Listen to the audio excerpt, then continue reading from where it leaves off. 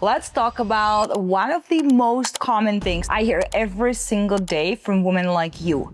Cutting out carbs just because you want to feel better, you want to lose weight, and because your friend Karen lost 30 pounds doing keto. Have you ever caught yourself thinking, maybe I need to do keto. Maybe I need to cut carbs. Because if you're a woman over 35, the chances are that you start noticing things like this belly fat that never been there before, this fat that literally came out of nowhere. Your energy is low. You're dealing with cravings, you're dealing with hunger, you're dealing with mood swings, and all you want is to lose weight. So you think that cutting out carbs is the solution because so many people do keto. So why not you? And here's the truth. Cutting out carbs, it's not the answer. In fact, cutting carbs might be the very thing that keeps you stuck, especially if you're dealing with stress, hormonal shifts, or perimenopause. So today I'm diving into what actually happens in your body when you cut carbs and what you should be doing instead to lose fat, balance your hormones, and feel strong, energized, and in control again with good relationship with food. Now let's talk about why we've been taught to fear carbs. We didn't wake up just one day to fear carbs. We've been taught to fear them through low-carb diet like Atkins and keto, magazine headlines that say cut carbs, lose belly fat, dramatic before and after photos after cutting out carbs. So yes, you might lose weight really quickly when you stop eating carbs, but most of it is going to be just water, not fat. And the reason why is because each gram of carbs you eat retains anywhere between 3 to 4 grams of water. So when you cut carbs, you are going to drop a lot of weight. You're gonna step on the scale and you're gonna be, wow, it's working, keto is working. No, it's not. You're just losing water. And the second you start eating carbs again, because listen, I can imagine my life without eating bread and pancakes and potatoes and rice. So the moment you start eating carbs again, you are going to gain the weight back, and then you're going to panic, you're going to get frustrated, and then you're going to restrict even harder. And all of a sudden you're in this vicious cycle that damages your health, your hormones, and your relationship with food. Let's talk about what actually happens when we cut carbs. As a woman in 35s, we cannot just follow the rules that worked for us when we were 20. Our bodies are changing. Hormones are shifting, stress is higher, and sleep also sucks sometimes. And all of that makes your body less tolerant to extremes. And cutting out carbs is one of them. And here's what happens when you slash your carbs. Your cortisol, which is your stress hormone, rises. Your body seeks carbs restrictions as a stressor. And this increases cortisol and promotes fat storage, especially around your belly. You know what I'm talking about. Another hormone that gets affected by cutting out carbs is your thyroid. That one slows down, and your thyroid regulates your metabolism, and it needs enough carbs to function properly. So if you cut carbs too low, thyroid hormones like T3 declines. And let's talk about your cravings.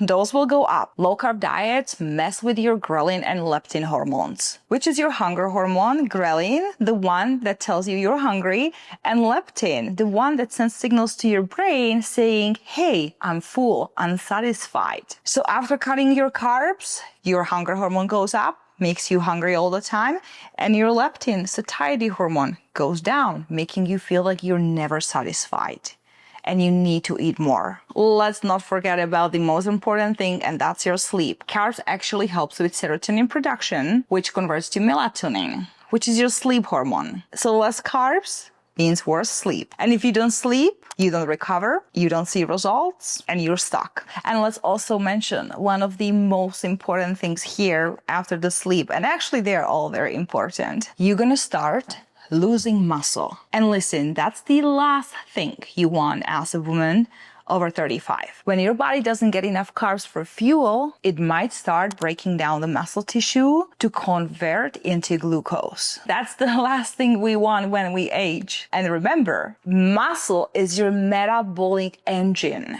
Less muscle, slow metabolism, harder fat loss. So let me just say this loud and clear. Carbs are not making you fat. Overeating in general makes you gain fat. And carbs, they're actually incredibly helpful for your energy because your brain and your muscle runs on glucose. Also your hormonal health, especially progesterone and thyroid. They also help you with your workouts and your performance. You end up feeling like you can lift heavier.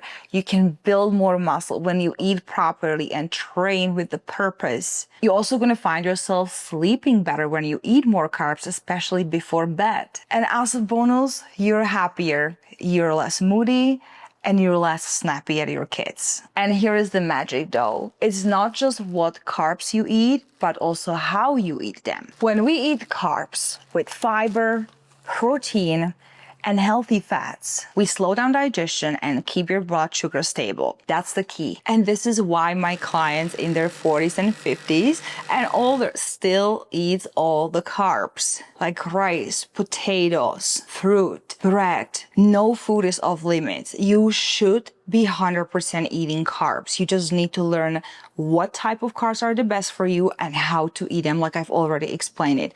And look at all of these results.